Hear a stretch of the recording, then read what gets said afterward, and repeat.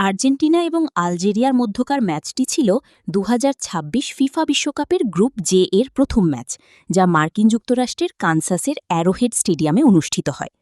এই ম্যাচে আর্জেন্টিনা ৩-০ গোলে আলজেরিয়াকে পরাজিত করে, যেখানে লিওনেল মেসি দুর্দান্ত হ্যাট্রিক করেন। ম্যাচের উল্লেখযোগ্য বিবরণ নিচে দেওয়া হল। ম্যাচের বিস্তারিত ও গোলসমূহ। প্রথম গোল। ম্যাচের ১৭তম মিনিটে লিওনেল মেসি গোল করে আর্জেন্টিনাকে ১-০ ব্যবধানে এগিয়ে নেন।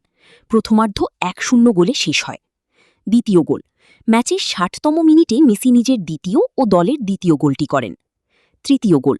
ম্যাচের ৭৬ মিনিটে মেসি নিজের হ্যাট্রিক পূর্ণ করেন এবং আর্জেন্টিনাকে ৩-০ ব্যবধানে জয় এনে দেন। ম্যাচের অন্যান্য তথ্য। Venue: Arrowhead stadium, Kansas city, Missouri, যুক্তরাষ্ট্র। গ্রুপ: ফিফা বিশ্বকাপ ২০২৬-এর গ্রুপ জে। এই গ্রুপের অন্য দলগুলো হল অস্ট্রিয়া এবং জর্ডান।